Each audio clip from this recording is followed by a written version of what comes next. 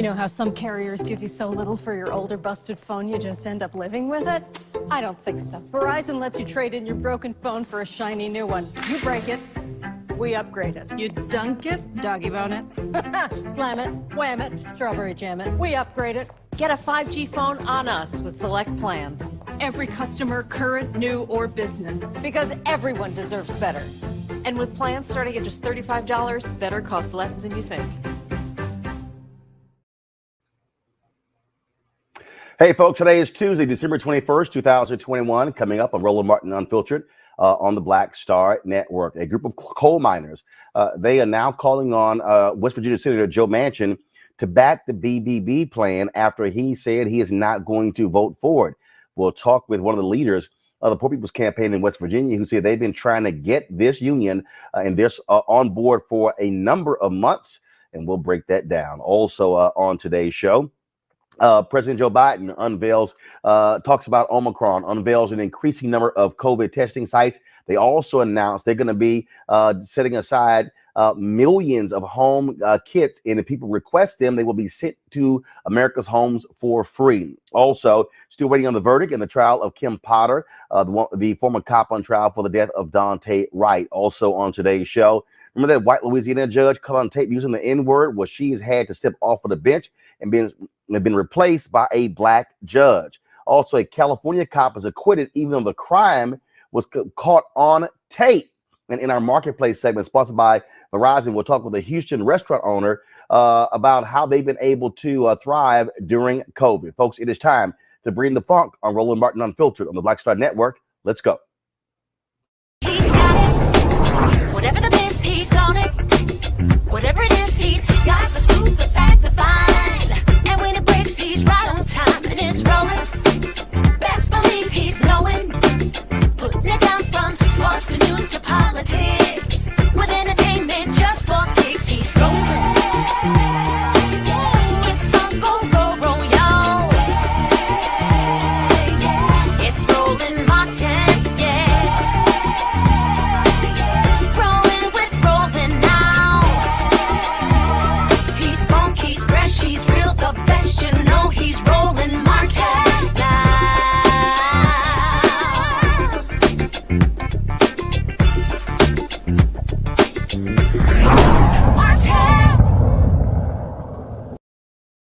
A union representing 80,000 coal workers, the United Mine Workers of America, they're calling on West Virginia Senator Joe Manchin to reconsider his stance to oppose the Build Back Better bill offered by President Joe Biden. They released a statement, and this is what they said. The United Mine Workers and Senator Joe Manchin have a long and friendly relationship. We remain grateful for his hard work to preserve the pensions and health care of our retirees across the nation, including thousands in West Virginia. He has been at our side as we have worked to preserve coal miners' jobs in a changing energy marketplace, and we appreciate that very much. The Build Back Better legislation includes several items that we believe are important for our members and their communities, some of which are part of the UMWA's Principles for Energy Transition we laid out last spring.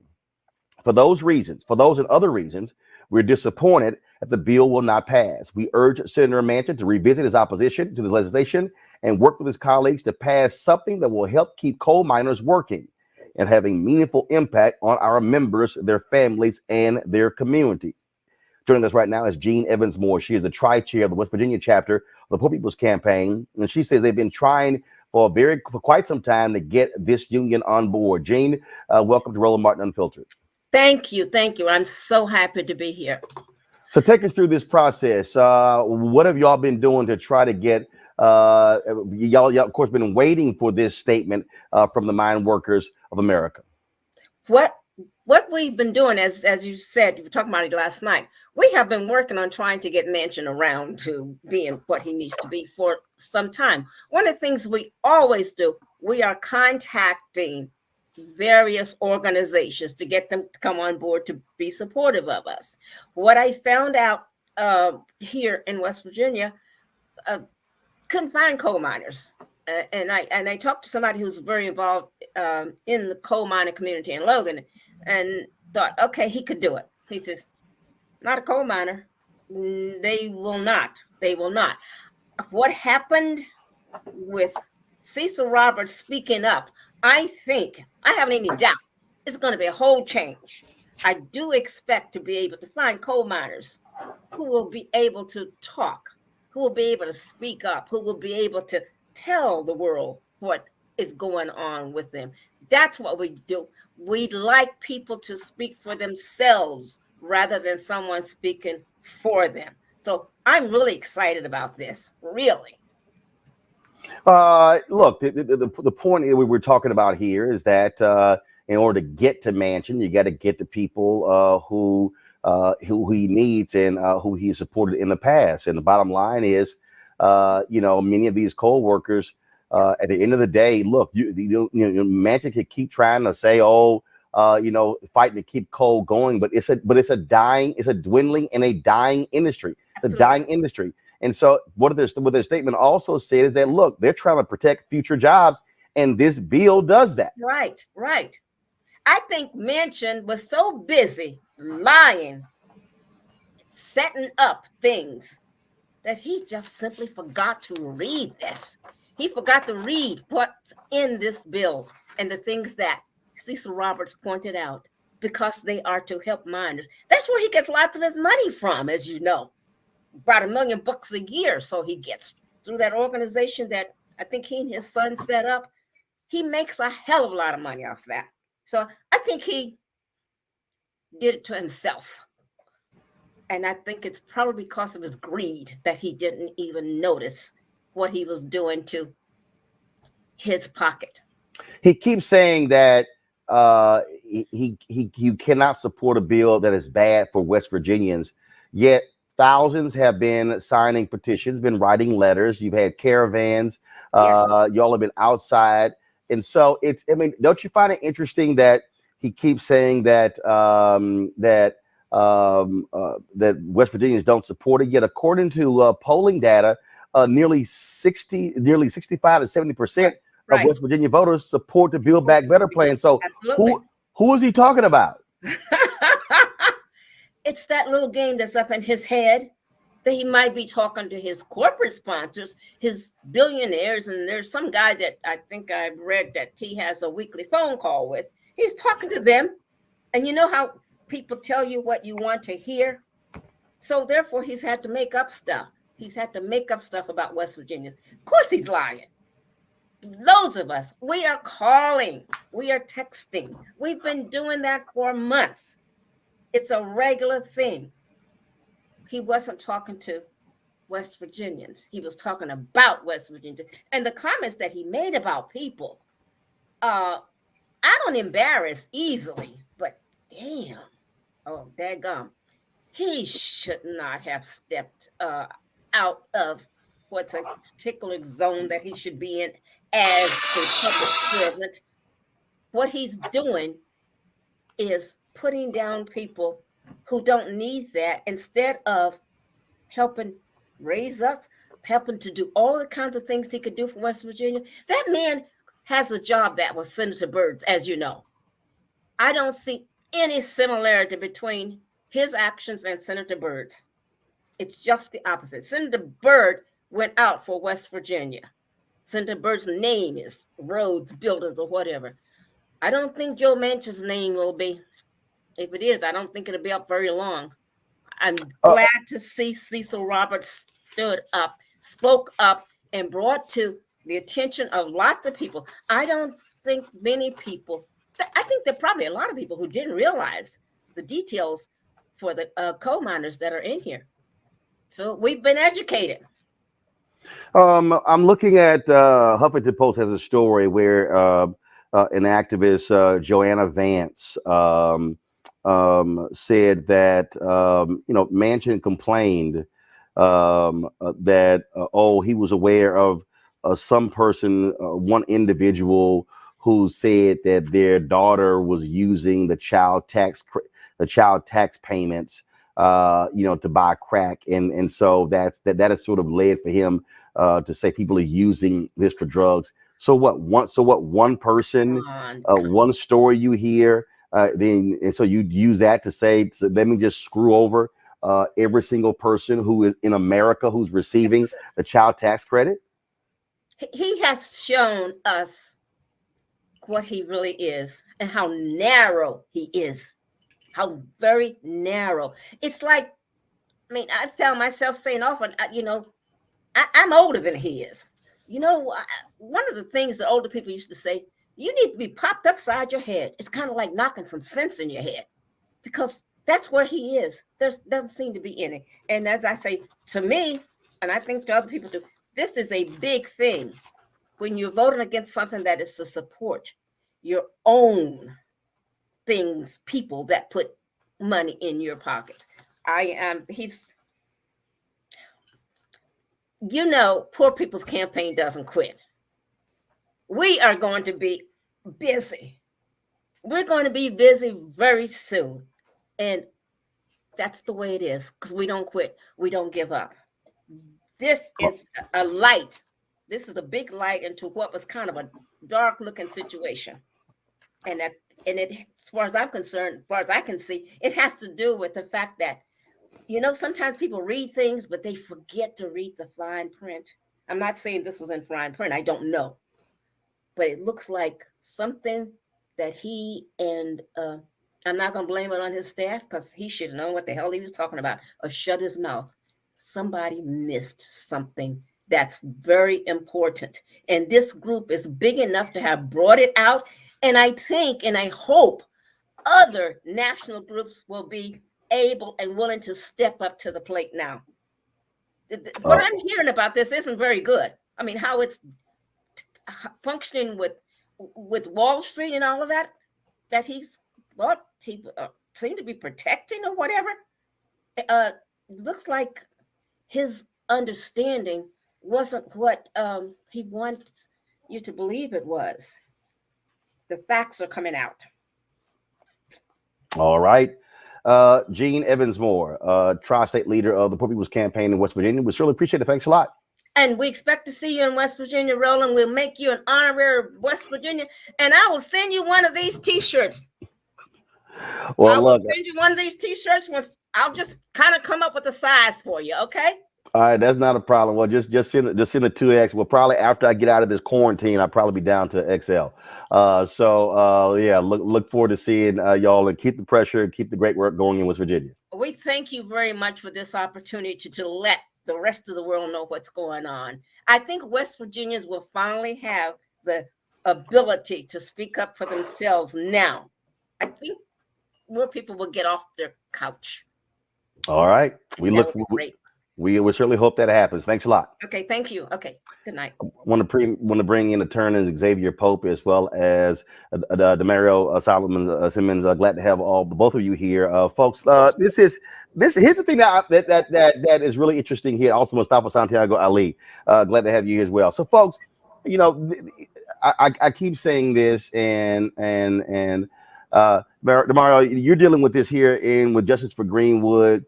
There are a lot of people who say, man, look, all y'all out here making all this noise, you protesting, you having rallies, that stuff doesn't matter. But the reality is it does. That's the kind of constant pressure that has to be applied to these elected officials to get them to do right. No question, Roland, and thank you for being on the show, and thank you for having that young lady on to talk about it, because that's important to do the work in the streets, do the work in the boardrooms and the courtrooms. And it's also important to connect with people like you on the media that can get that story out. And it has to be consistent.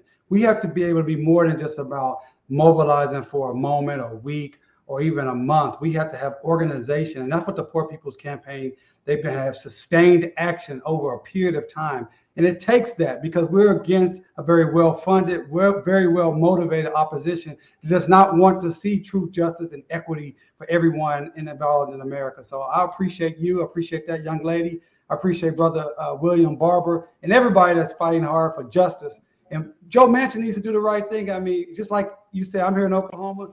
West Virginia is poorer than Oklahoma, and that's hard to be. These people need these services. They need these funds. They need these programs.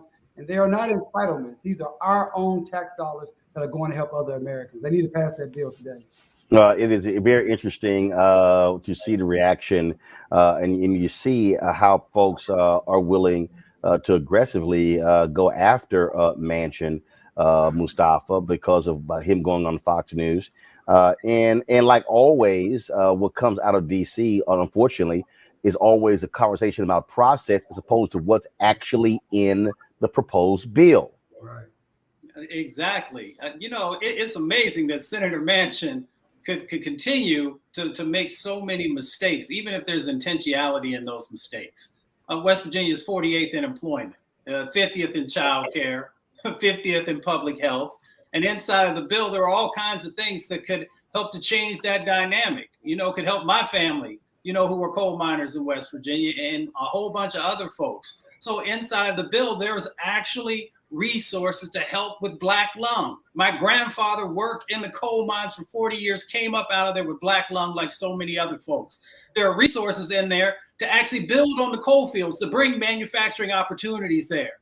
So Senator Manchin, do you not care about economic opportunities and manufacturing so you can actually create new sets of jobs and be a leader in that space? Because if West Virginia doesn't feel it, I guarantee you other states will actually do that. And then there was also the opportunity that was in there around unions. West Virginia is one of the leaders in unions, has been historically. And for him not to support a bill that supports West Virginia, that supports Appalachia, makes no sense whatsoever, unless you put into the formula that he is literally making millions and millions of dollars. He's the individual on Capitol Hill, whether on the Senate side or the House side, who receives more money from the fossil fuel industry than anyone else. And we know there are some characters up on Capitol Hill that have sold their soul for a few pieces of silver.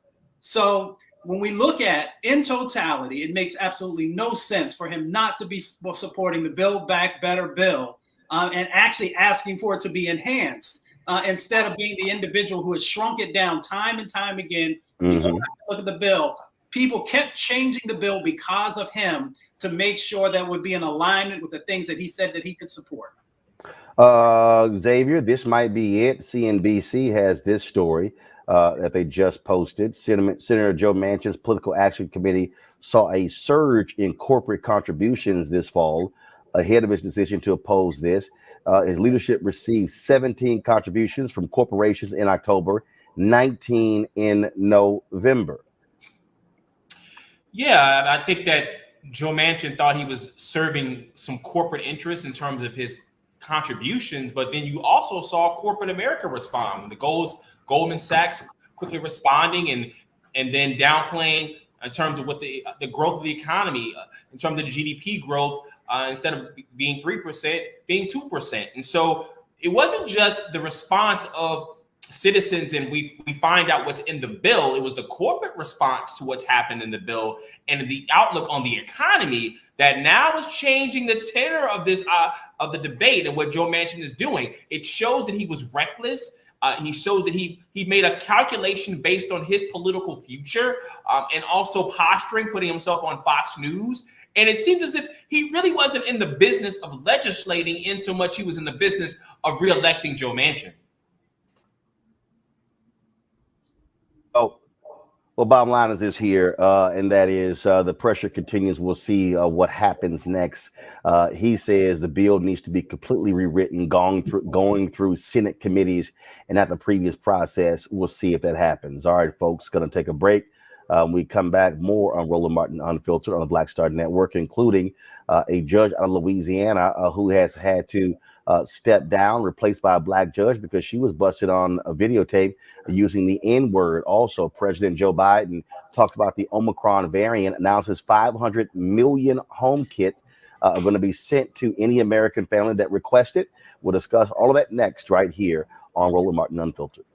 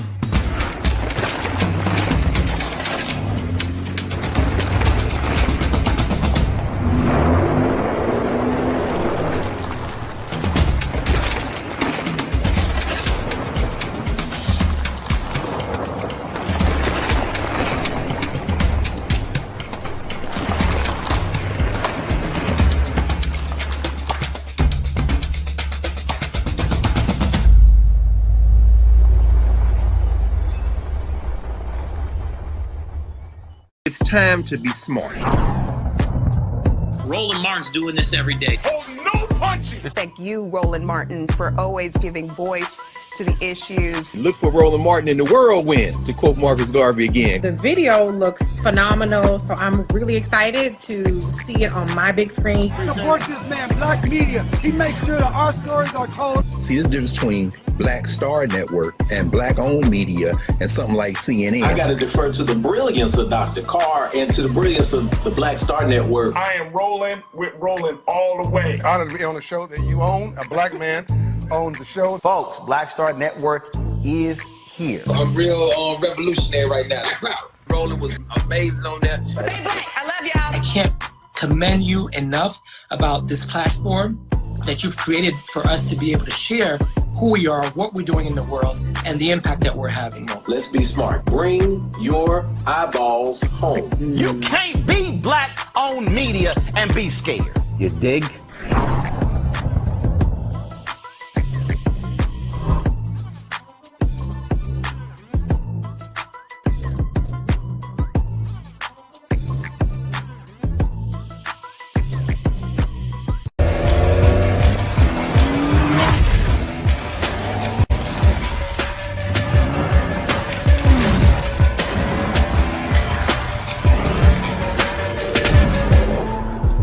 Hi, I'm Anthony Brown from Anthony Brown and Group Therapy. Hi, I'm BB Winans. Hey, I'm Donnie Simpson. What's up? I'm Lance Gross, and you're watching Roland Martin Unfiltered.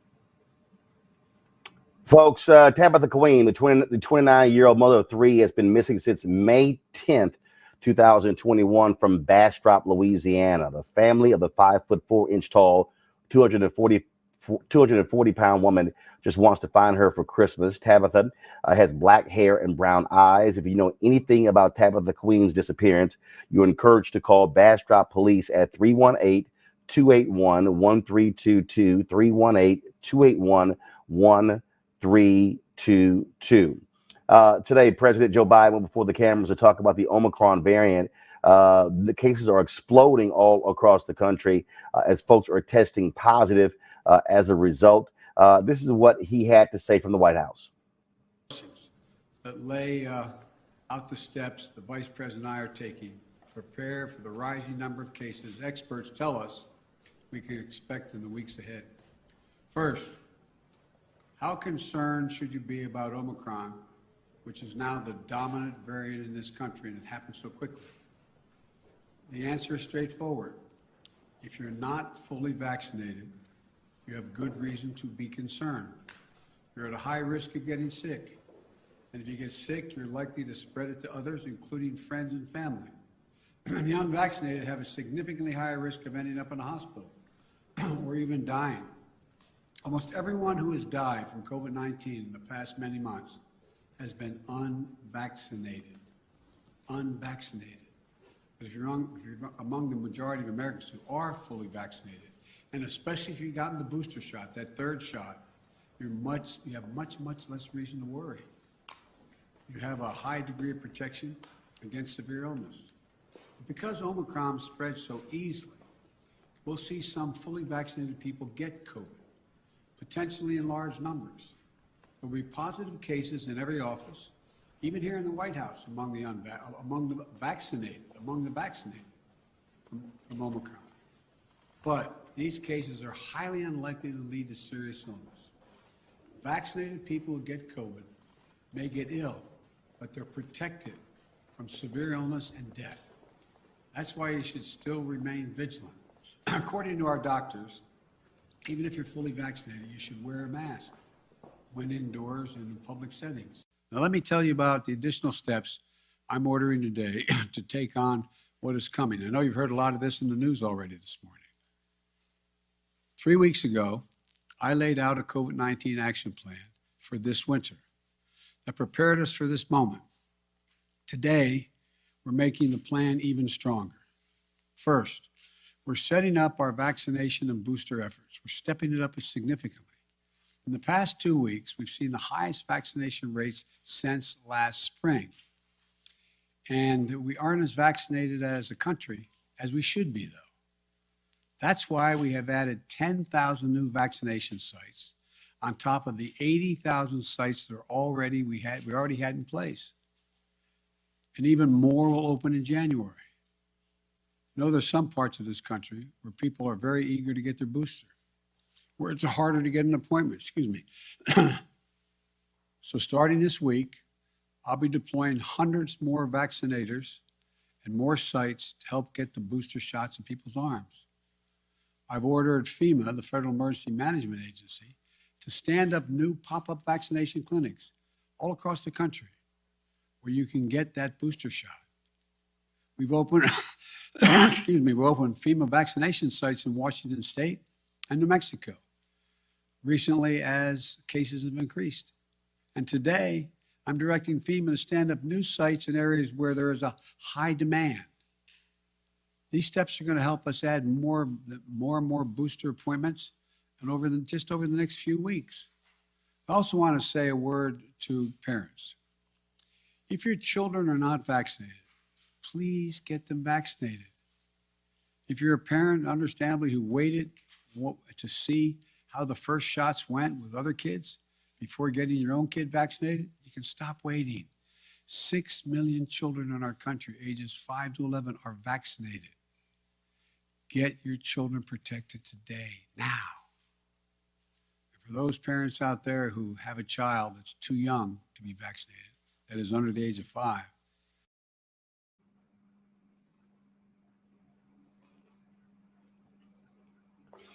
All right, folks, let's go right to my next guest. She is out of Silver Spring, Maryland, Dr. Melissa Clark. She's a co-founder of LAC Coalition Against COVID. Dr. Clark, glad to have you here. And so let's talk about. Hi, Roland. That's the Black Coalition Against COVID. I'm sorry. I'm sorry. They had this wrong in the script. So let's get right to this whole thing here, because this is where I'm sort of confused right now. A couple of weeks ago, the White House was challenged on about sending home COVID tests. Oh, it can't be done. It's going to be too costly. Here we are 2 weeks later, now saying it's going to be done. Now they're announcing they're increasing COVID testing sites. Okay, I'm just trying to understand why weren't these increases in place? Why are we talking about 2 weeks later? I mean, what I'm not understanding is why are we not throwing everything at this? Do you think that what America has done, we will sort of say, okay, you know what, things are getting better, let's just all back off, and then now when there's a spike, now it's like, oh my God, what do we do now? Let's ramp up. If we maintain a high level, maybe we're not going to see an explosion in cases. Well, certainly, I'm glad to be here, Roland, and that's an excellent question. There has been sort of a gradual ramp up. And let me say, first of all, thank God there is a plan, because we are definitely better than we were a year ago when there was no plan. And there has been gradual ramp up of testing capacity, approving home tests. But you're absolutely right. We saw the Omicron variant. We saw how rapidly it was expanding through Europe and certain parts of Africa. And the fact that there are lines of people trying to get home test kits right now could have been foreseen. That being said, I do believe that the parts of his plan that deal with testing are commendable, with the exception, I have a little bit concern about that going online to get test kits. There really needs to be equity in every policy. And so for those people who don't have broadband access, there you go. We saw that debacle when it came to going online to schedule for your vaccines back in February and March and April. So why repeat that same issue? We know how to reach those people in neighborhoods that have low broadband. We have community-based institutions and organizations like the Black Church, like community centers and recreation centers and elementary schools that could serve as distribution points. We have community-based organizations that could deploy and go door to door to deliver those tests in areas that have low broadband. We need to roll out these plans at the same time as the online testing to ensure that every American really is able to get access to those tests. And not only that, you know, so their thinking is, well, for those households that want the test, they have to request it. And you're right, people are not sitting here only going online. So guess what? Set up a basic phone number, set up a hotline for folks to be able to call. And then they should be dropping those PSAs or buying airtime on Black-owned media and others to encourage folks to get these home tests. And not just get them, how to take them. We're in the process of developing videos for how to make sure that you know how to use the home test, because it's a 5-step process. Not everybody has the same literacy ability, health literacy ability to understand the instructions and execute it correctly.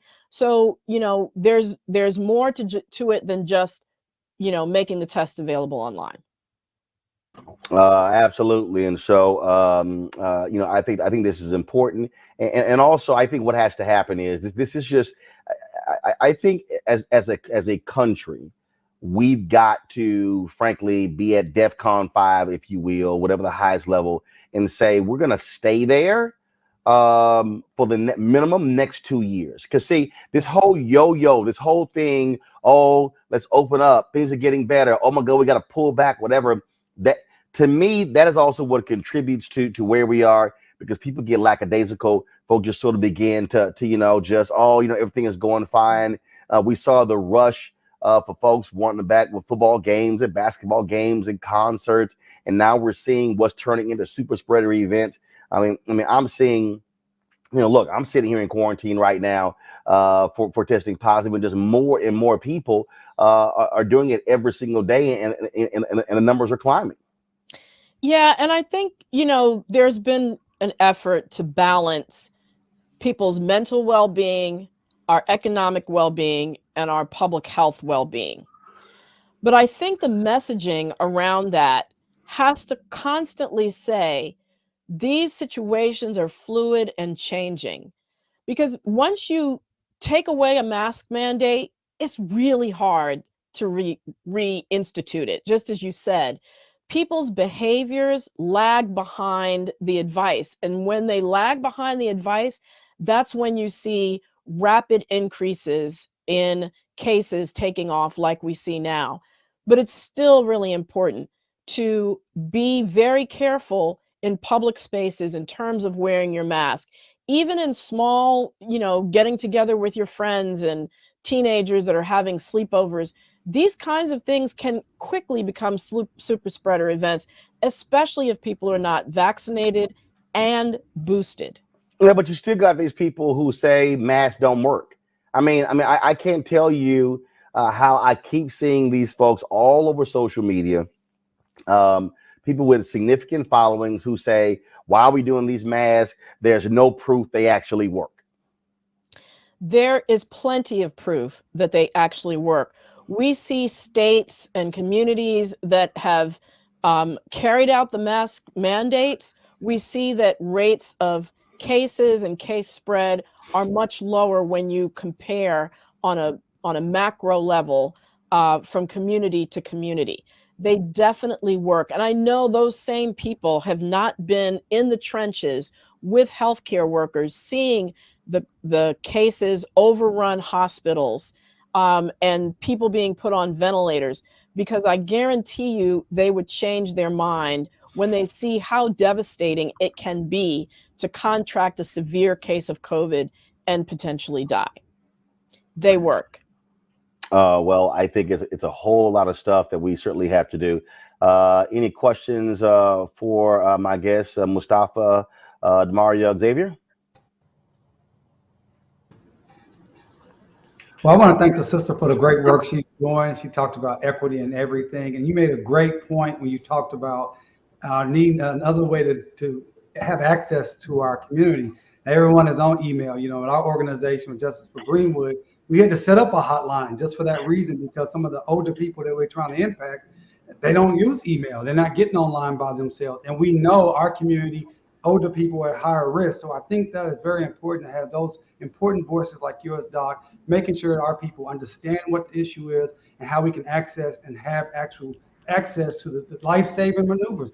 One of my clients and partners, Dr. Tiffany Crutcher, yesterday, on the 14th, her mother, a year ago on the 14th, went into the hospital with COVID, and she never made it out. And we talked about that yesterday because she was right there on the day when the vaccinations were coming on market, but she got sick beforehand. So we don't want to see that happen to anyone else in this country.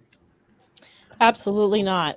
And another thing that I often hear on social media is, well, why should I get vaccinated? Because people are getting sick who get vaccinated anyway.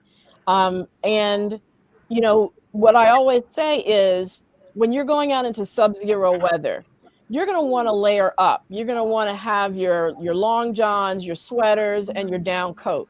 That represents mass physical distancing and a vaccine. Are you going to feel cold? Sure, you'll probably feel cold, but you're not going to die of hypothermia. You're not going to get frostbite as if you were going out there naked with nothing on, which is basically what you're doing, especially in this Omicron wave, with how contagious it is. It's 3 times more contagious than Delta, which was 3 times more contagious than the previous variants. So it's incredibly contagious. And even though there's some evidence that there might be a little bit more mild disease, we don't know that yet. We don't know across the board how it's going to affect all populations. So it's really important now, more than ever before, to have all those layers in place, especially vaccination and boosting. And my heart goes out to Dr. Crutcher and her mother, certainly. We don't want to see that happen to any other family in the United States. What mask should we be using? Because I've seen other doctors who have been saying the last several days, folks, get rid of those cloth masks. They're not working. So what masks should we be using?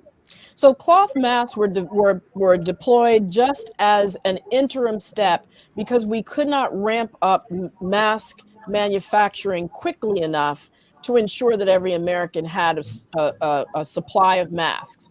Now that we have the KN95 masks and the N95 masks available in drugstores and other retail outlets, those are what people should be using. So KN and N95 are fine.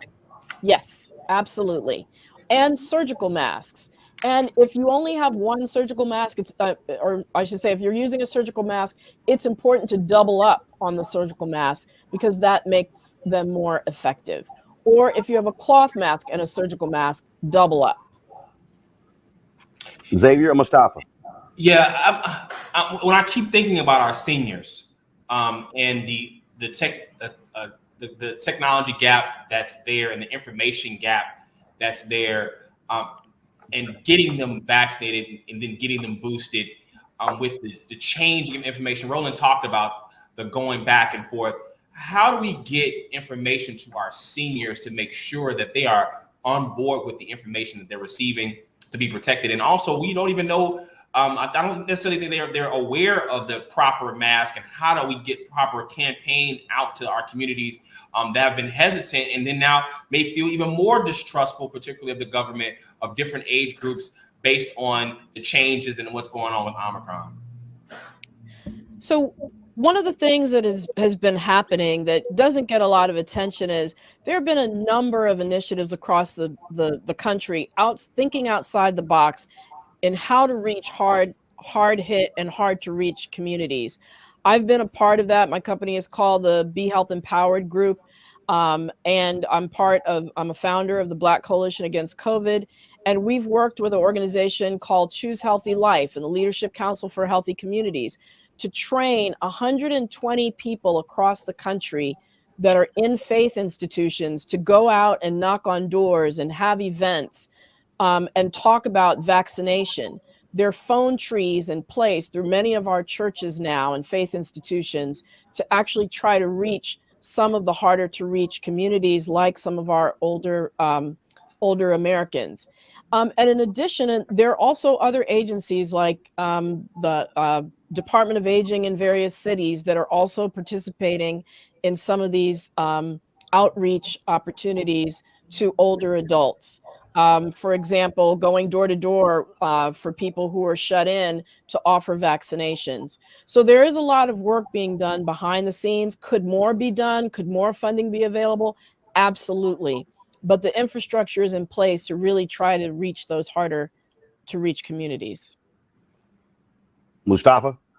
Doctor, thank you so much for what your organization does and yourself as well. You know, I've lost multiple people to COVID-19. My family lost the first individual in West Virginia. The first person to die was an African-American woman. And I'm curious, even when we went through that, it still took some work to get the rest of the family to make sure that they got vaccinated. So my question is, do we need to have some type of accountability partners inside of our families, inside of our organizations, to make sure not only the folks who are not yet vaccinated are vaccinated, but also then staying engaged to get people to make sure they get the boosters? I think that is an excellent suggestion because, frankly, people respond to the individuals who they trust, the individuals who are closest to them, and family accountability partners, friend accountability partners, I think is an excellent method to do it. There are plenty of voices that are out here, mine included, that have, you know, been talking to people for months on end, trying to dismantle the disinformation, which really is the enemy. The disinformation that's out there is the enemy.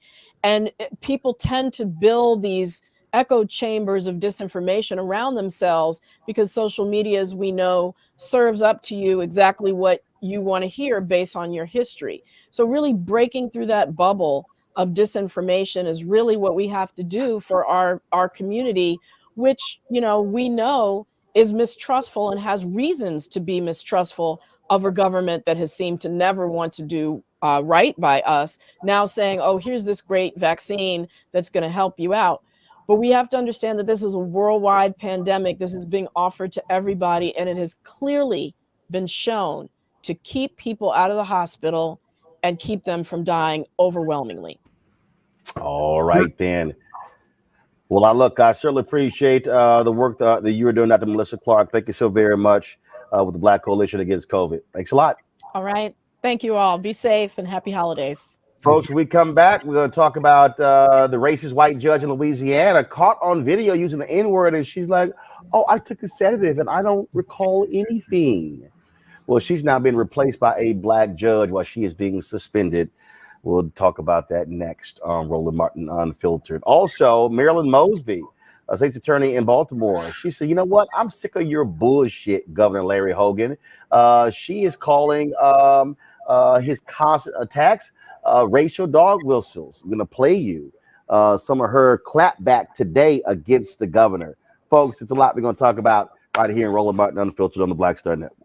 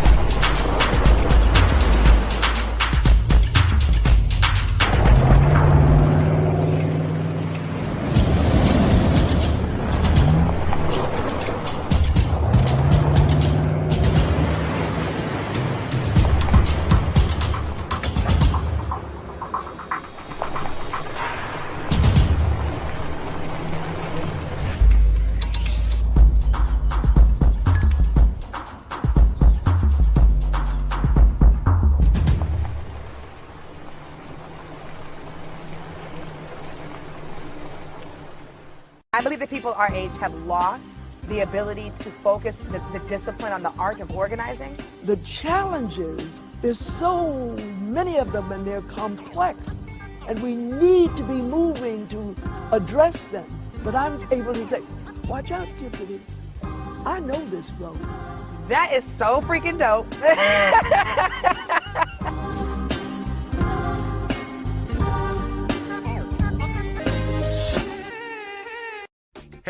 everyone, I'm Godfrey, and you're watching Roland Martin Unfiltered, and while he's doing Unfiltered, I'm practicing the wobble.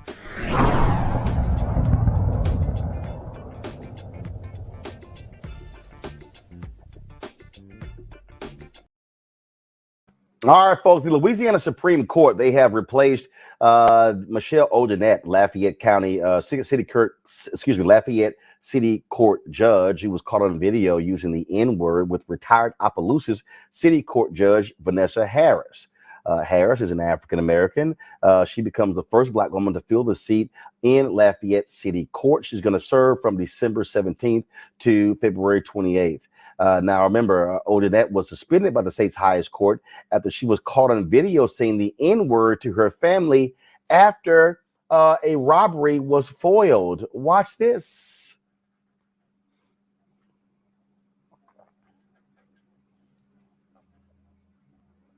Oh, shit. Mom goes, why are the lights when I pull up in the whip, they be saying, God damn. Like, why are your lights on? They're like, pull up, pull up. And mom's yelling, nigger! Nigger! Kid, we have a nigger! It's a nigger! Like a roach. Look, oh, that's me. No, that's I came from the backside. Look, he trips over the He trips twice. He trips twice. I was the only one running. That's me.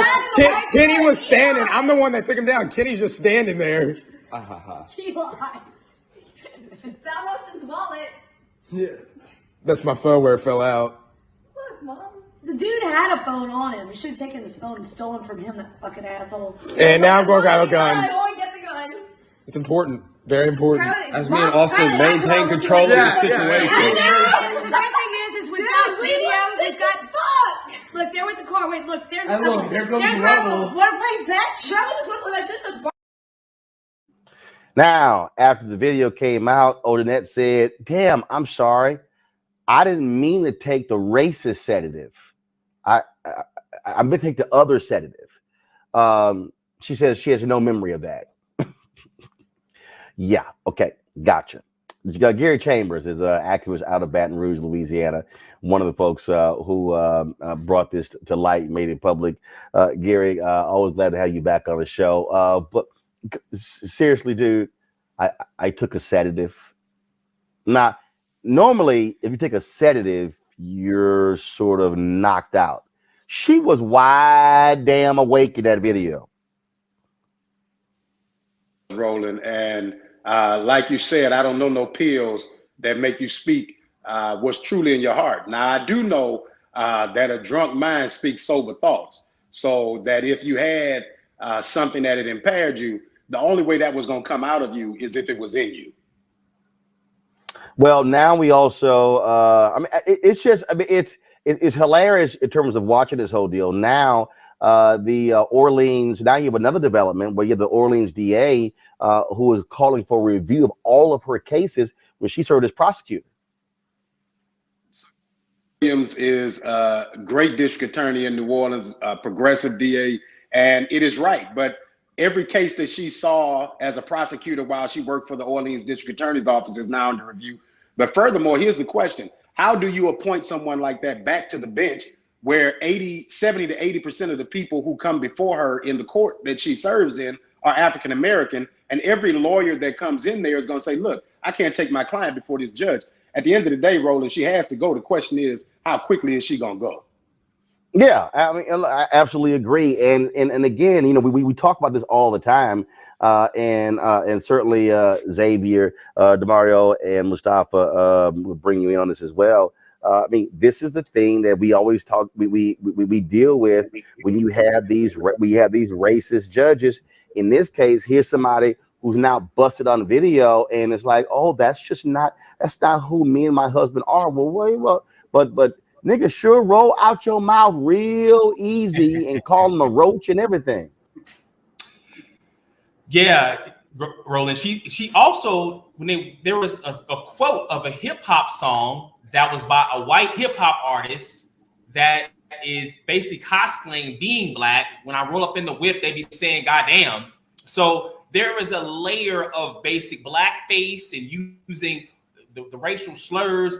And which a sedative would normally put you to sleep, not turn you to a racist. So, and they had to pull a sister out of retirement to take the bench. And I know that she wanted to enjoy the rest of her life in peace. And now she got to come up and clean behind this racist white woman. Tomorrow, again, the thing that we often talk about is when you're dealing with the system is, above the Supreme Court, it says equal justice under law. What it should say underneath that is, but we got lots of racist folks in the system. No question. I think we need to back up a little bit. First of all, I'd like to know who dimed her out, because I thought she was just there with her kids. So shout out for the person that dimed her out. Number two, if you listen to the video, her son is quoting what the mother was saying that night, not about what she was saying right then. She said, Mom was saying N-word this, and then she actually added to that. I think that's real key that we understand and not allow her to say, oh, well, I took this sedative, which we know is just crazy. Third, I'm very happy to hear that the DA down there is saying we need to look at every case that she handled as a prosecutor. But I believe it should go even further, because I'm in front of judges all the time, and most of them are white because I live in Oklahoma. And if you have a judge, as Brother Pope just stated, that utilizes that type of racial slur, I don't think any white person should ever say, I try not to say the word at all, period, but I'm certainly not a white person. That person needs to be off the bench, but they need to review all of her cases as a prosecutor and a judge that involved African Americans, period. Well, I take it a step further. First of all, let me say it's good to see Brother Gary on the show.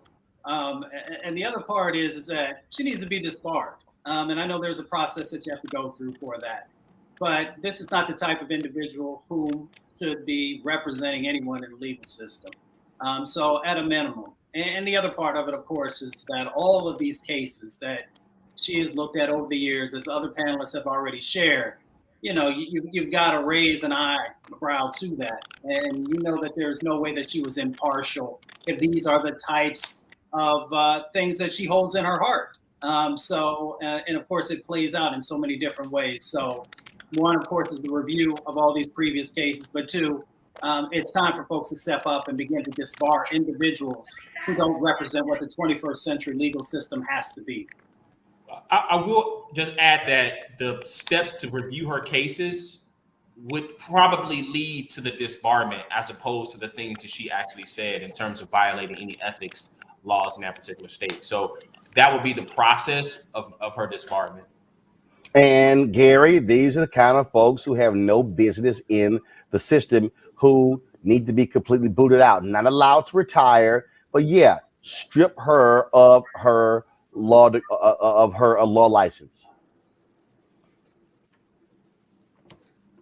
Absolutely, Roland. She needs to be removed from the bench immediately.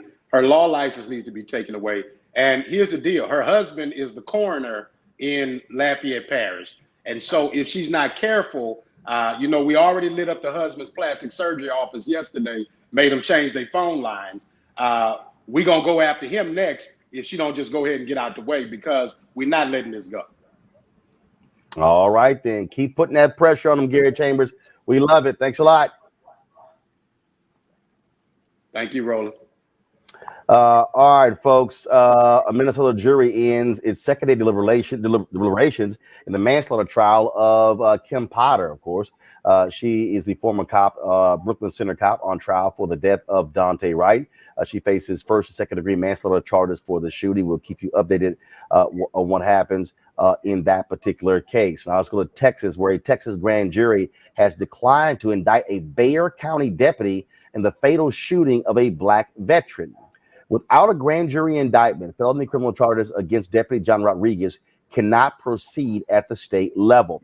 Rodriguez shot Damian Daniels in August of 2020 after he and his partner struggled to take Daniels' loaded gun and detain him for mental health treatment. The grand jury's decision comes 2 weeks after the Daniels family and activists gathered at the Bexar County Courthouse to demand the case be heard by a grand jury. So that case there. All right, folks, let's also talk about this story from Walmart. Of course, while shopping for the holidays, a mother in Kentucky noticed these Black dolls were more expensive than white dolls at Walmart. The Black dolls cost 50% more than the white dolls. Well, Walmart has apologized. They lowered the price of the white dolls to drive up sales. In 2014, Walmart also had black dolls listed for higher prices than white dolls. I mean, like, really? I mean, that's what I mean. What is it? Black dolls so popular? We get to cost more? It's the black tax that we know continues to play out in so many different ways in our country. And this also places black businesses at a disadvantage. If I'm a black doll maker and my dolls are going to cost more, it may end up pushing folks to purchase a non-black doll because they may be on some type of a budget. So there are so many different ways that this disproportionately impacts both on the economic side, on the mental health side, and a number of other ways. That's how we doing, DeMario? Like charging $14 more for a black doll? Well, you know, it just really shows the anti-blackness that's throughout our entire society. And so Walmart would say, look, not too many people want to buy a black doll. We all know the famous experiment of putting a black doll and a white doll in front of the little kids. And most of the kids, even black kids, were selecting white dolls. So what we have to do is say, hey, this anti-black bias that exists at all levels, as Brother Mustafa just stated, we cannot tolerate it. And if this is the same type of a doll and you have a $14 gap, that's a big problem. That sends a message to the black community and to black consumers that, hey, if you want to get something that looks like you, you're going to have to pay this amazing, terrible premium. And that's something we cannot tolerate, period. I want to talk about this story here where McDonald's has settled a racial discrimination lawsuit filed by one of its longtime black franchisees. Herb Washington, former Major League Baseball player, filed suit against McDonald's, saying that he was being denied and was being hurt by the company when it comes to owning restaurants. McDonald's purchased 13 of his restaurants for $33.5 million. This is a federal lawsuit. And at one point, he owned 23 McDonald's restaurants. And again, according to this story, in exchange for his agreement to exit the McDonald's system and dismiss the lawsuit, McDonald's purchased his 13 restaurants for $33.5 million. They said it was a fair price for the restaurants. Quote, the court did not find that the company violated any laws. Discrimination has no place at McDonald's. While we were confident in the strength of our case, this resolution aligns with McDonald's values and enables us to continue focusing on our commitments to the communities that we serve. Again, Washington has said that McDonald's discriminated against him by having him get restaurants in low volume areas in black neighborhoods and forcing him to downsize his store base. Say he had after grading his locations unfairly. And again, this is what he said at the time: when I stood up for myself and other black franchisees, McDonald's began dismantling my life's work, forcing me to sell one store after another to white operators. Also last week, McDonald's settled a similar suit brought by two black operators in Tennessee, James and Daryl Bird. They settled that. McDonald's purchased 4 restaurants for $6.5 million, and the Birds also agreed to drop their suit. Now, there still is a lawsuit on behalf of 77 former black franchisees that is still pending in the court system. Folks, yesterday we talked about the mandatory minimums, and of course we were talking about the bill dealing with crack cocaine and powder cocaine, ending that disparity. Well, I was on social media today and was looking at a number of different stories, and I saw Kevin Ring's Twitter feed where he said there was some good news that came out of the Department of Justice as relates to people who have been let out of prison, but they've been serving their sentence in home confinement. Now, the Department of Justice initially made a ruling saying that those people, after COVID ends, those people will have to go back to federal prison. They've now changed that. Joining us right now with fam is Kevin Ring. Kevin, how you doing? I'm doing better today. All right, so yeah, you were ecstatic on Twitter. So tell people what the great news is. All right, well, for 11 months, as you said, we've been fighting this battle to keep people home. Thousands of people were cleared to go to home confinement because the former administration under Attorney General Bill Barr had decided that there was a bunch of low-risk people who could spend the rest of their sentences on home confinement as long as they met certain conditions. They had to serve half their sentence, no violence in their record, no disciplinary infractions. So these were the lowest of low risk. They sent these people home. Most of them have been home for over a year and a half now. They've got jobs, they're paying taxes, starting families, starting jobs, all the rest. And then at the end of the Trump administration, the Office of Legal Counsel sent out a memo, as you said, that said, actually, the Attorney General's authority expires at the end of the pandemic. All of these people have to come back. And so for the last 11 months, we've had thousands of families just sweating it out, not knowing if in a few months from now, they were going to wake up with their families or back in a prison cell. And it's been very stressful. And we have been fighting and fighting. We have done everything we could, running ads, meeting with lawmakers, getting letters from their employers, doing everything we could to change this outcome. And today I got a call at 3:30 from the Attorney General saying they were going to revise the memo and they were going to let these people stay home. Now that certainly is huge news. They gave any indication of what led to them revising it? Well, no. And I mean, I just have to say that, in some ways, I didn't think this would be such a fight, because the idea that the Biden administration, right, was going to reincarcerate thousands of people that the Trump administration sent home seems so ridiculous and absurd that I just didn't even think it would come to this. I didn't think we'd be fighting for 11 months on this. But I just think all of the groups that have been pressing, and I'm telling you, all of these folks who are in home confinement, who were formerly incarcerated, they've been raising their voices. There have been tons of media coverage. I was on this show with you, with Gwen Levi, who was one of the women who was, brought home, and then they tried to send her back to prison for missing a phone call at a computer class. It was so absurd that they would send them back that I don't know why it took this. And they didn't say what the reversal was, but I mean, somehow common sense finally prevailed. And they realized this would be a disaster to separate thousands of families when there was no public safety benefit to it. Wow, that's well, first of all, that is absolutely great news. And how many people are we talking about? Right now, there's about 2,500 to 3,000 people who would be affected and would have to go back. And these people are already in their community. I mean, they're paying taxes. They're doing everything you would want. There's no risk, right? I mean, Bill Barr took a risk a year and a half ago, but now these people have proven that they can live back in the community. They didn't need those long mandatory sentences that so many of them have, they got. And in some ways, in COVID, a lot of areas has been a natural experiment. And this has been one too, because for those of us who think we send too many people to prison for too long, we got this natural experiment where all these people came home and they showed they didn't need those decades in prison.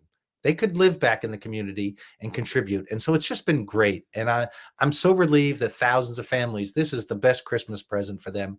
They are relieved. They're in tears of joy. And I'm so happy for them. All right, Kevin, great job. Again, keeping the pressure on the Department of Justice to move on this.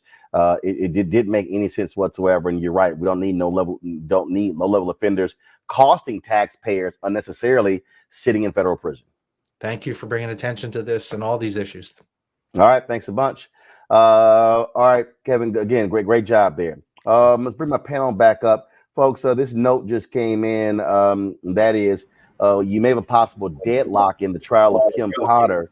The jury is asked an additional question to the judge, and this is what they asked. If the jury cannot reach consensus, what is the guidance around how long and what steps should be taken?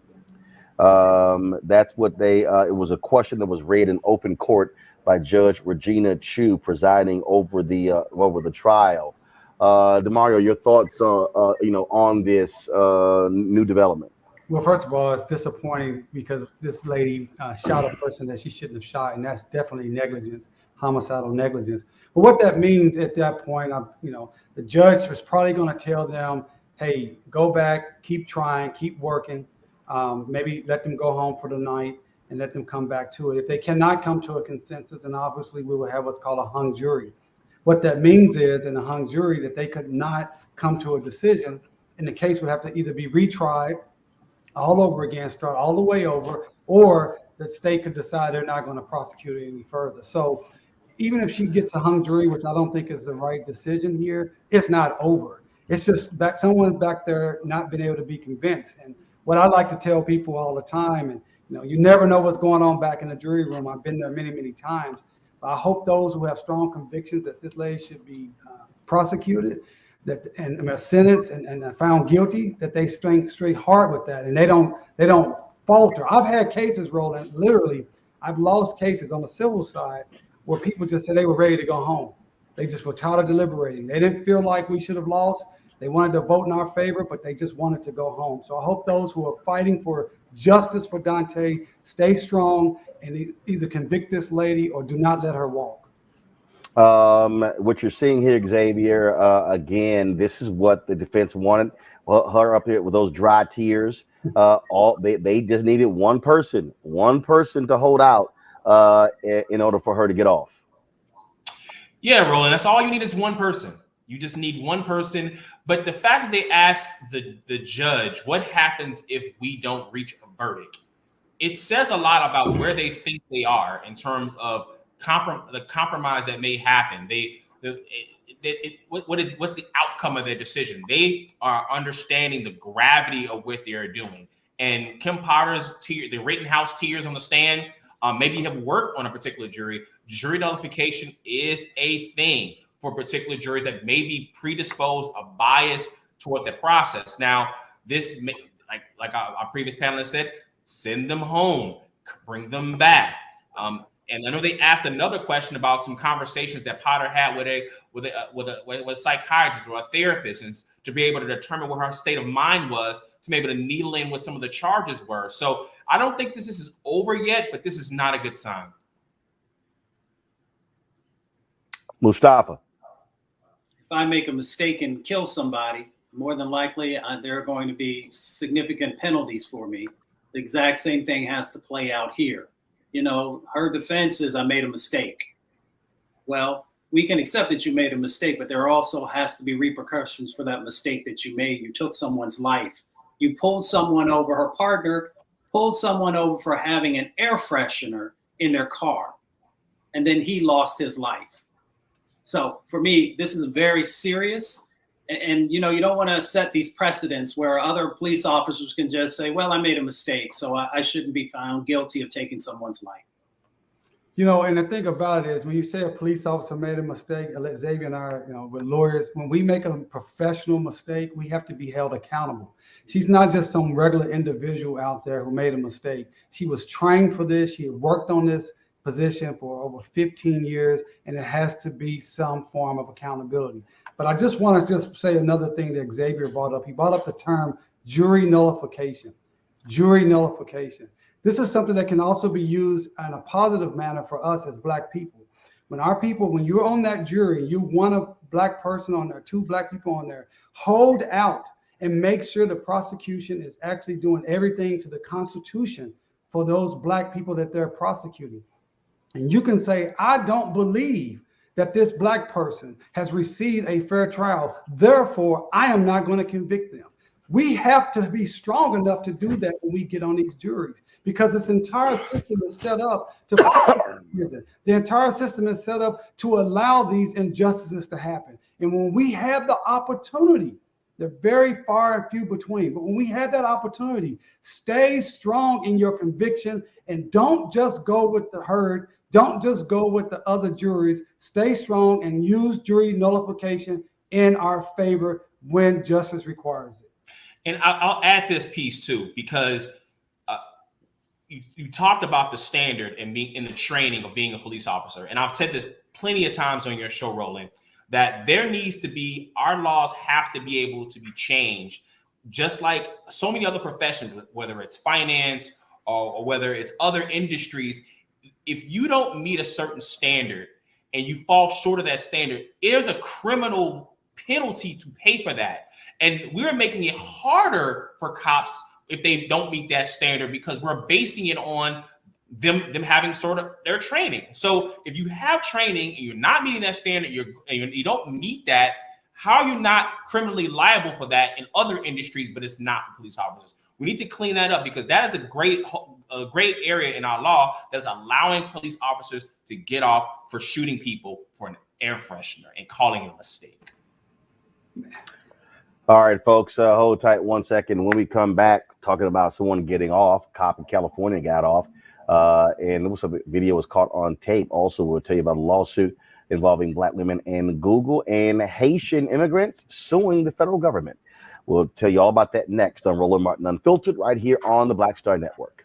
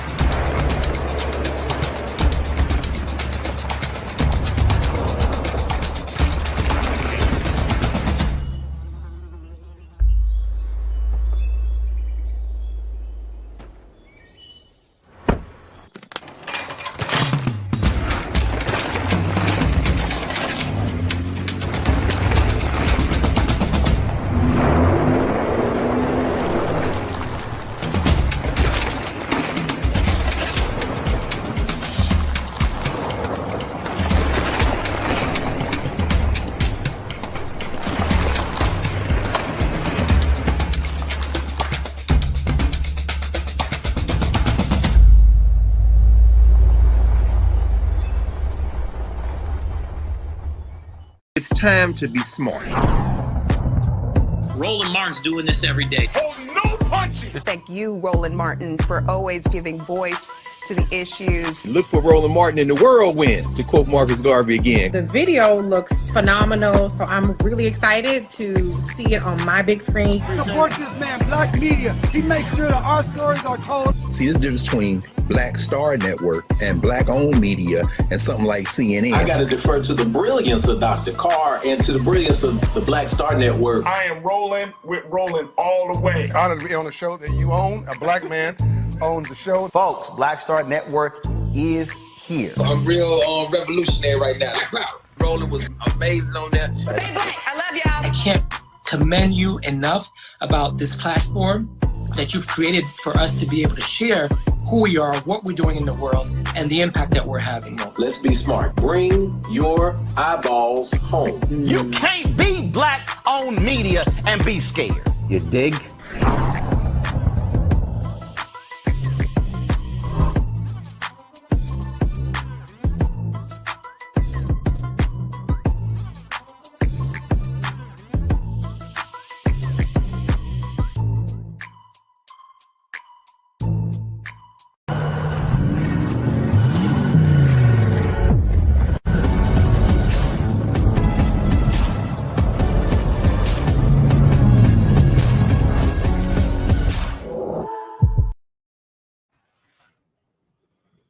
All right, folks, we talk a lot about cops getting off and getting the benefit of the doubt. Check this out in California.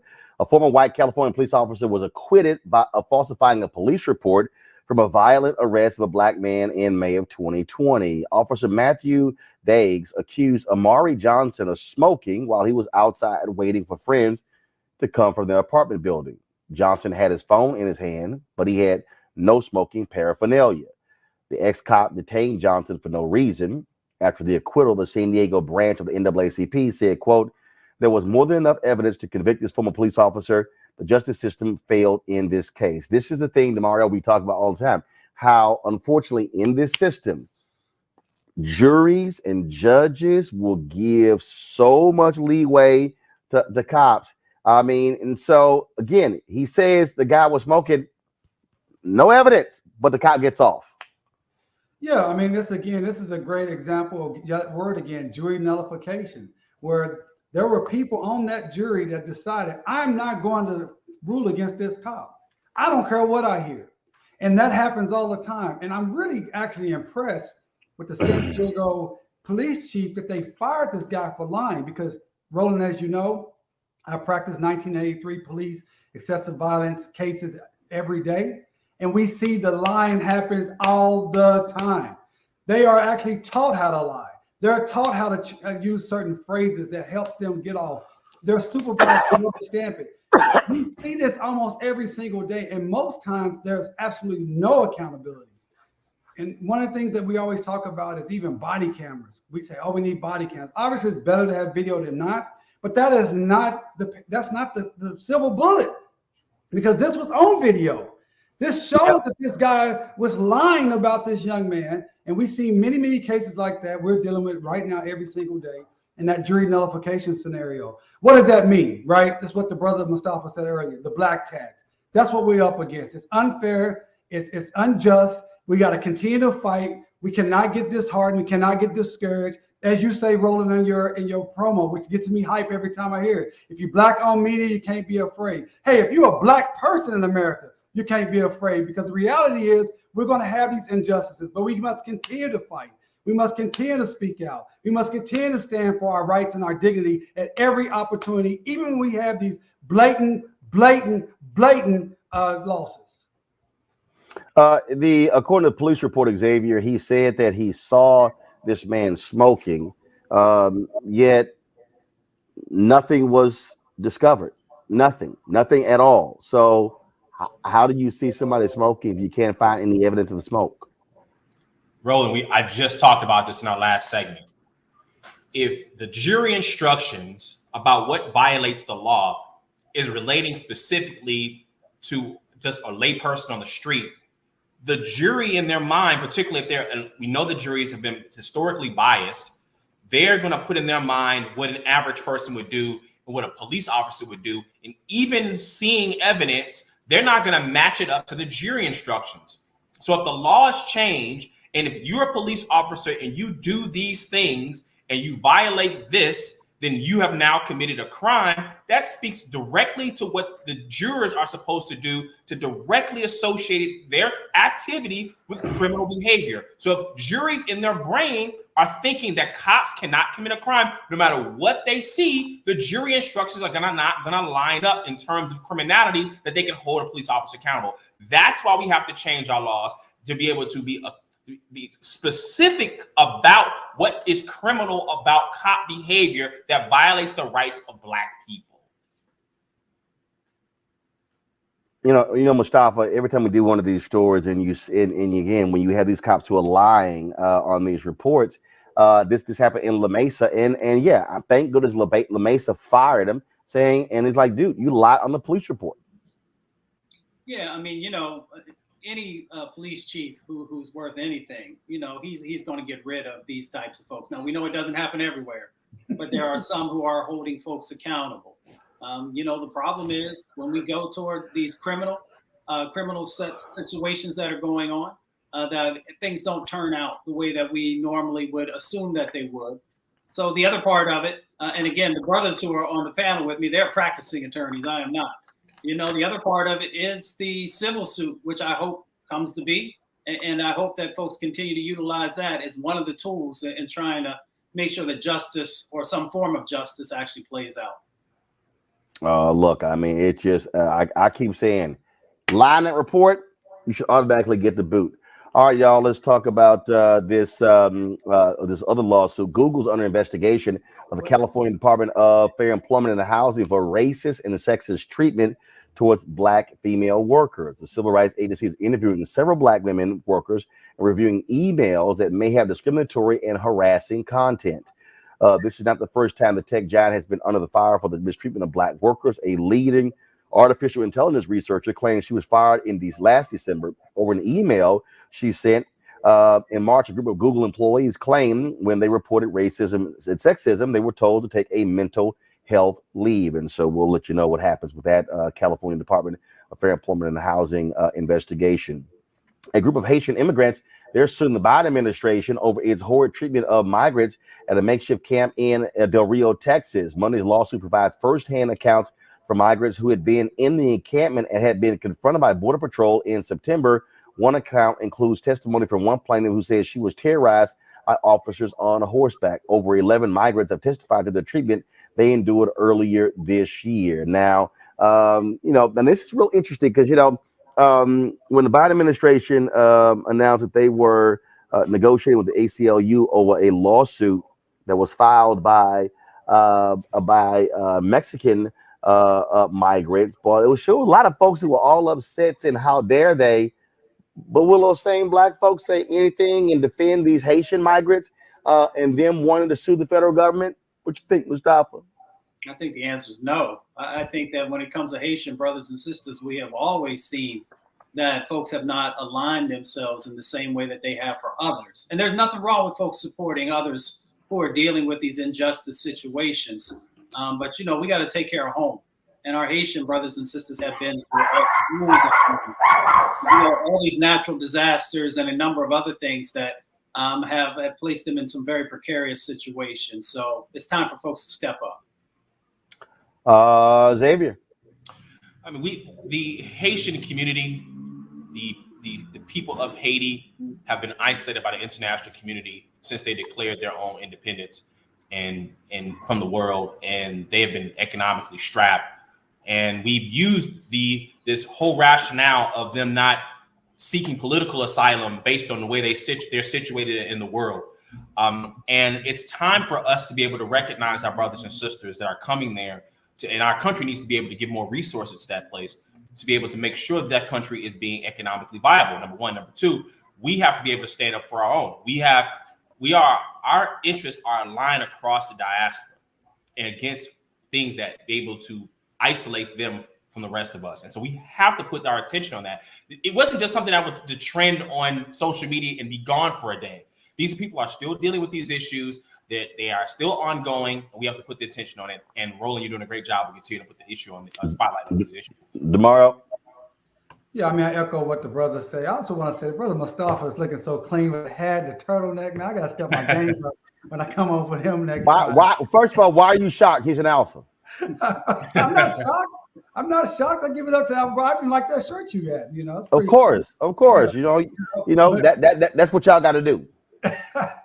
But you know, I echo what the panelists has already stated. We know the history of Haiti.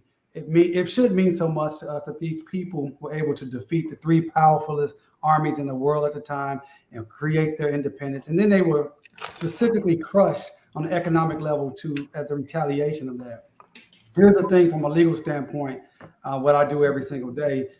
When you come to this country, you should have an opportunity to prove if you should be here or not. That's just the standard for anybody that comes here, illegal and otherwise. They didn't get that opportunity, and they were treated as chattel slavery. We saw all the pictures of the people with the horses and looking like they were hitting them from the horses. So I hope they get an opportunity to go through the legal process. I hope they have some fantastic attorneys. I'm sure they do, and I hope they get just compensation for what happened to them. Got to ask y'all this here. Former Chicago Mayor Rahm Emanuel was confirmed to be the next ambassador to the United States for Japan. There was a 48-21 roll call vote. Just 3 Democrats, Senators Elizabeth Warren, Ed Markey, and Jeff Merkley, voted against him. Does Rahm Emanuel deserve to be representing the United States in Japan, Xavier? Now, you know, Roland, I'm from Chicago, and he was the mayor here in Chicago, and he wasn't able to run for mayor again because the city was going to run him out of here because he held and covered up the murder of Laquan McDonald by Jason Van Dyke for 13 months. And someone who does that, who I know that they ship him out the country, but it doesn't make a difference. You've disqualified yourself from being in a position. And why? And they did it in the middle of the night, Roland, when no one was paying attention, and this happened. And you had to be able to, his connections, his political standing, if it was so great, why'd you have to do this in the middle of the night? DeMario? No, I think he's an accessory to murder after the fact. I mean, no question. Holding that video, which was horrendous, and we all saw it, and for him to be actually rewarded with such a wonderful ambassadorship. I mean, going to Japan is one of the best places in the world to go and be an ambassador. I was really disappointed. I'm a fan of Senator Booker and Senator Warren. I was really disappointed that they voted yes to move him through, because this is a person, Senator Booker, who was on the forefront of trying to get the George Floyd Policing Act pushed through. How could he vote for someone who was the antithesis of the George Floyd Policing Act? This guy was actually literally covering up the murder of Laquan McDonald. And I'm just really disappointed to see that they voted for him. Still a fan of Senator Booker, but definitely disappointed in that particular vote. All right, folks. Hold tight 1 second. We come back. Our marketplace segment where we talk with a Black restaurant owner how to continue thriving amidst the craziness of this international COVID pandemic. You're watching Roland Martin Unfiltered on the Black Star Network. Don't forget, y'all, download the app, the Black Star Network app. Of course, it's on all the platforms: Apple phone, Android phone, Apple TV, Android TV, Roku, Samsung Fire Stick, Xbox. All of those. Our goal is to get 50,000 downloads by the end of this month. And so tell a friend, download that app, please. In addition, please support us in what we do by joining our Breeder Funk fan club, where every dollar you give goes to support this show. Cash App, $RM Unfiltered. PayPal is R Martin Unfiltered. Venmo is RM Unfiltered. Zelle is Roland at RolandSMartin.com. Roland at RolandMartinUnfiltered.com. All right, y'all. I'll be back in a moment.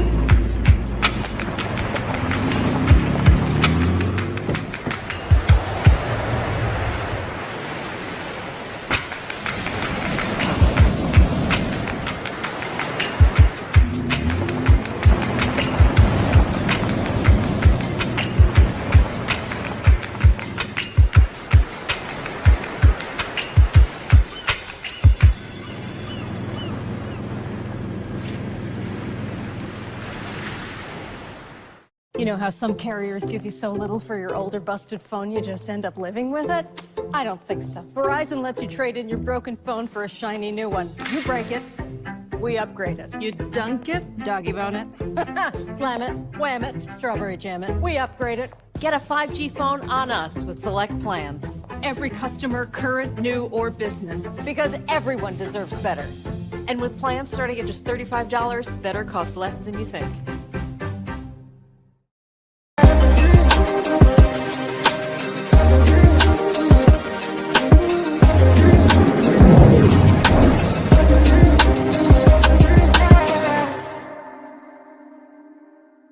All right, folks, with the on again, off again mask mandates, people, should they go in, indoor restaurants, sit outside, what do? Man, it makes for a real difficult for a lot of industries, but especially our restaurant industries. They've been having one hell of a time since COVID hit last year. Joining me now is Marcus Davis. He's the founder of the Breakfast Club in Houston.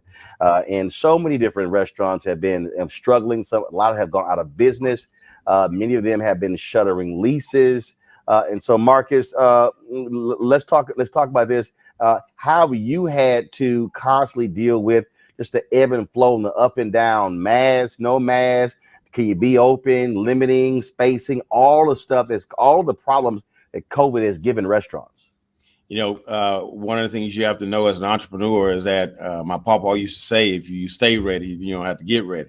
And I know it's hard to deal with COVID, but you have to understand that at any moment, anything can change. And the mindset that I've had since January of 2020, even as deep as December of 2019, which is something's about to happen, something very well could happen in our city, in our state, in our nation, and you've got to be ready for it. And you roll out, what I share with entrepreneurs, you roll out things as far left as possible and as far right as possible, each scenario, each way, and try and prepare yourself accordingly. So in short, to answer your question, just thinking about what the potential are, not being deceived by the days where things look like it's changing, but being prepared for what may happen tomorrow, even though I'm experiencing what I'm experiencing today. I'll give you examples and show, the mask mandate is now being placed, is back in place here in DC. But not only that, in Illinois, they're now requiring everybody to be vaccinated to even come into restaurants and bars and indoor places. We're seeing it in New York City, and so now we're moving towards that. How is it for you there in Houston, and how are you managing that? You got some folks who are acting a fool, losing their mind, cussing out restaurants, saying, how dare you ask folks for vaccination cards? But then you got others who are saying, hell, I want to be safe, but I want to go out and eat. So, you have to consider what's at stake. And I know there are a lot of folks talking about liberty and about life, but those are the things that are actually at stake. Your very life is at stake. So your loved one's life is at stake. Your liberty, you have no liberty if you are no longer in the land of the living. So you have to keep that in mind. As an entrepreneur, again, I just pay attention to what's happening in the marketplace. I pay attention to what our customers need. I pay attention to what my staff needs, and I try to operate accordingly. And that's not to say that it's not challenging. That's not to say that it's not tough. That's not to say that it's easy. You ask what's it like? It's like deja vu. I am feeling today as I felt in March of 2020 when they first said that the NBA would not play a basketball game, and I knew then that this thing is as real as I thought it could get. And so today I'm thinking, and I've been making this case for a long time, Roland, because people have been under the impression. I have a couple of businesses here. I have a couple of restaurants, a bar, and another concept, and two of them I've yet to reopen. And we've yet to reopen it because I had not felt, particularly my bar, I haven't reopened it particularly simply because I had not felt that it was time. Yeah, other bars are open and other people are going out to them, but in the space that I run, I didn't want to be in that space, with the virus being the way that it was. So how do I feel? I feel like we're back in March 20. I can't say that it's that severe, but the uncertainty and the way the entrepreneur has to stay on his tiptoes and keep his head on the swivel is back to that date. Questions for my panel. I'll start with you, Xavier.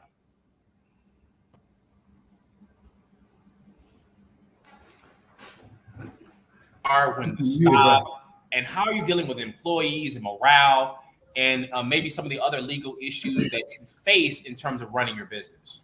So unfortunately, I only caught the second half of what you said, but I think I get the gist. With my team members, I'll start there with my employees. It's just by sharing, communicating with them that we're all in this boat together. And that's been the analogy that I've used from the start, is that I am the captain of this ship, trying to steer this ship through these COVID waters, and reminding my team that we're all in this ship together and we're going to make it to the shores together. We just everybody has to pick up their oar and they have to row in order for it to happen. And if that means that we got to work a little harder, dig a little deeper, roll up our sleeves a little higher, roll up our pants leg a little higher, lace our boots a little tighter, and that's what we have to do as a team. Your mettle as a leader is definitely tested during these times, and I'm grateful that I have a team as strong as I do, and I'm grateful that I've had the opportunity to stand up and be the captain of the ship to get us through those times. But I'll share this with you. This fall makes 20 years in business, and one thing I can honestly say is that the other 19 years of being an entrepreneur helped pave the way for the moment that we're in now. You got to remember, I'm in that dirty South, baby. I'm in that third coast. So I've been through everything from Hurricane Ike to Hurricane Harvey to Tropical Storm Allison, and then all the stuff along the way from the Enron debacle to the 2008 crash. So as an entrepreneur, I made sure that I learned from each and every moment that we had in the life of our business, and use that as a way to prepare for the next one. You mentioned legal, you mentioned a couple other things. After Hurricane Harvey, I gave speeches about the importance of making sure your books were in order, making sure that your CPA is on point, making sure that your legal counsel, your legal representation is on point, and making sure that your insurance is up to par. Because those weren't things that I was taught in the early days of business. I learned them along the way, and I'm fortunate that I learned those lessons.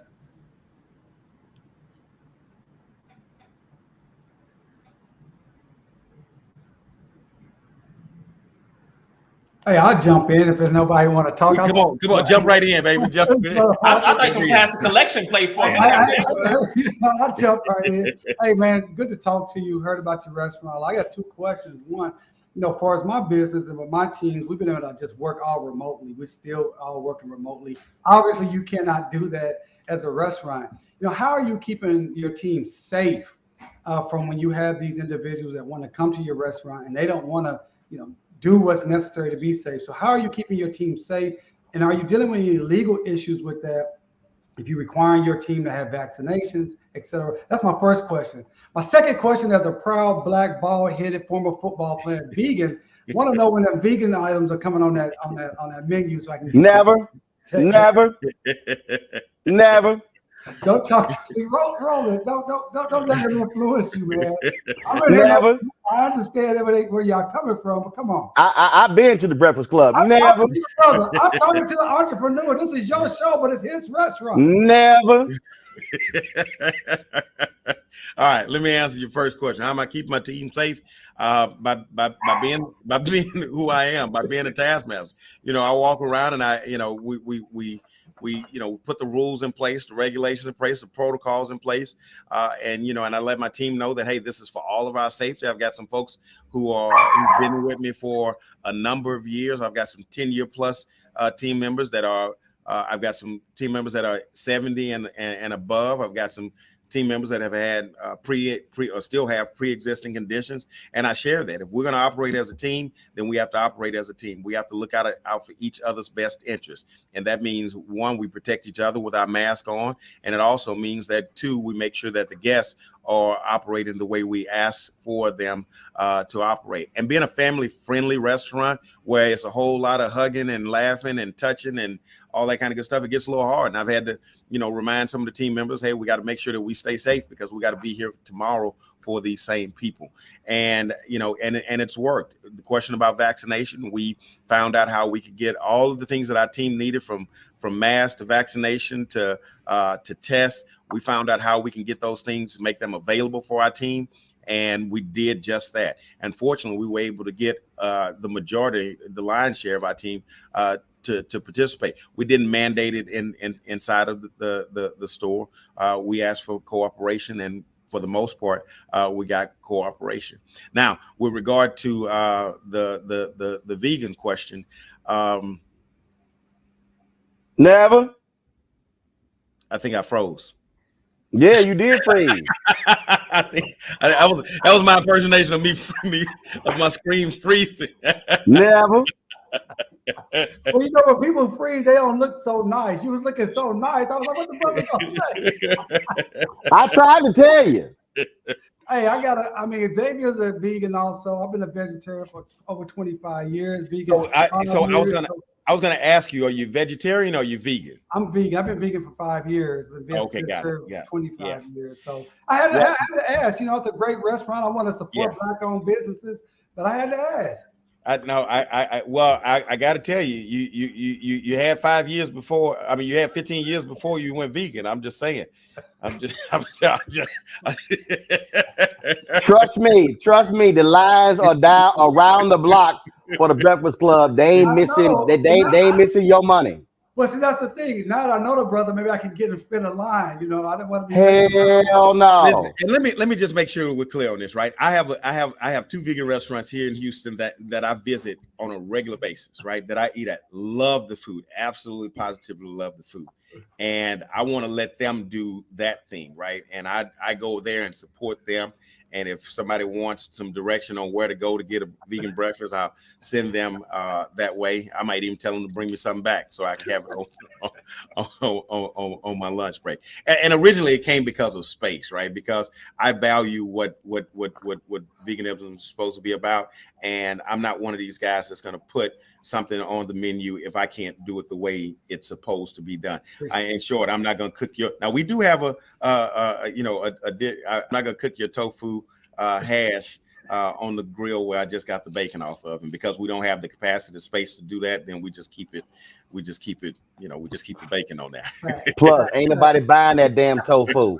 Mustafa, go ahead. But and I'm waiting. I'll be honest with you. I've been in this game 2 decades, and I'm waiting I'm waiting to see how long it lasts, because and this is respectfully, right? I don't want nobody blowing me up.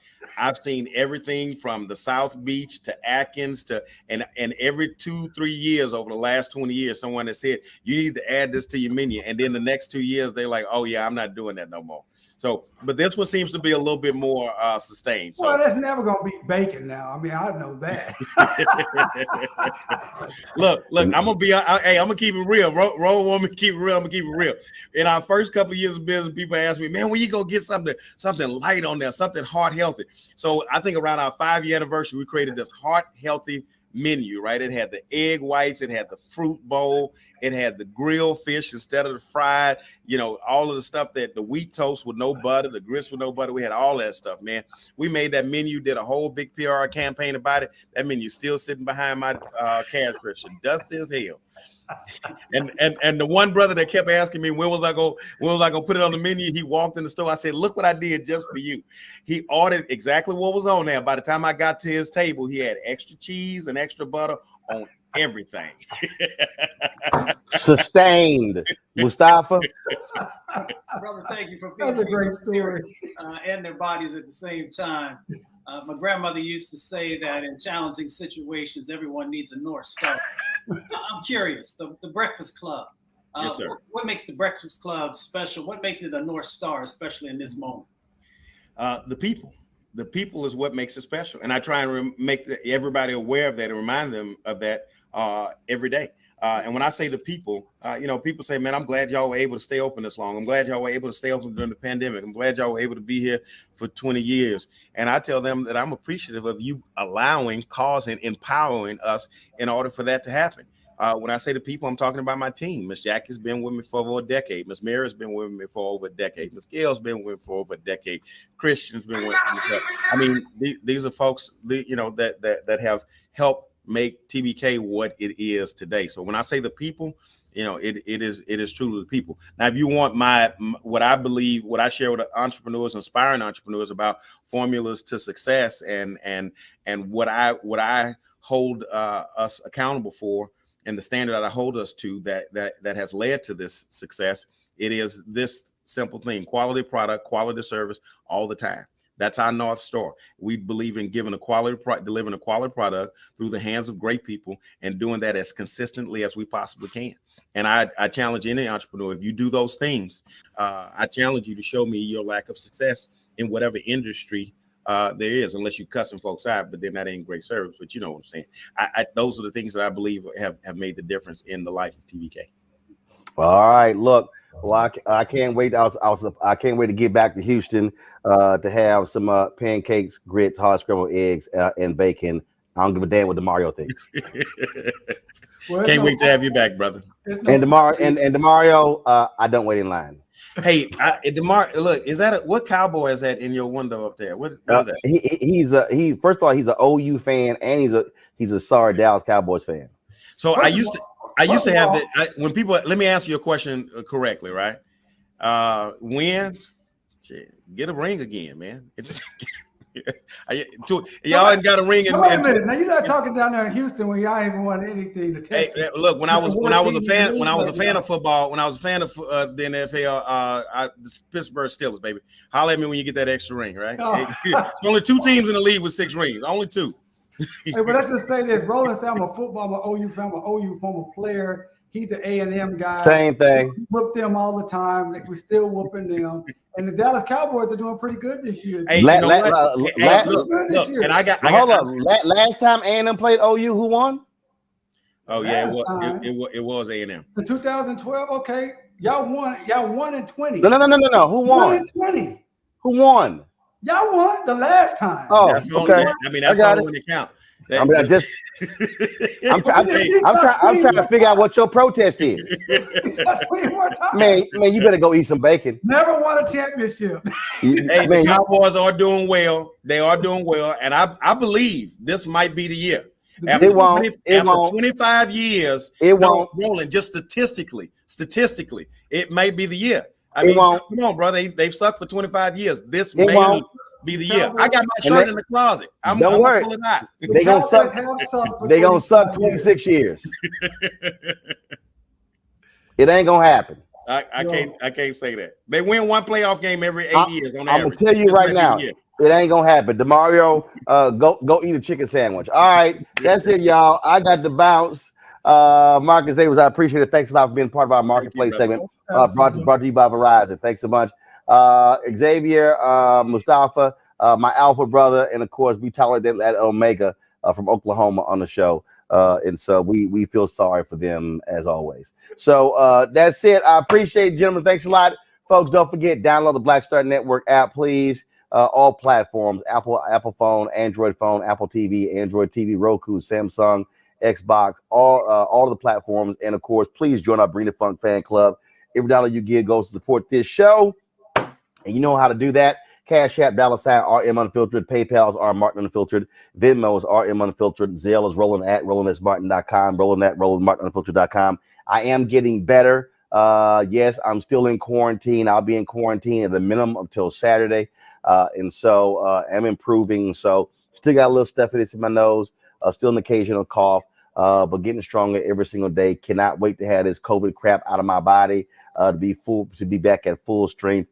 We're also, of course, we'll be back in studio in January because we've had one of our other staffers has COVID as well, and so actually 3 people, in addition to me, have it as well. So we're doing our part. Y'all stay safe, please.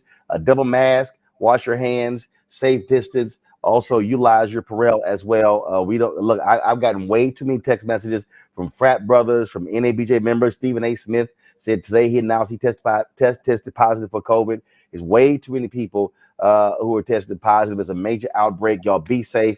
If you're gonna go home for Christmas, please protect yourself, protect your family, especially our seasoned saints. Okay, so please do that. I'll see y'all tomorrow right here on Roland Martin Unfiltered on the Black Star Network. Holla!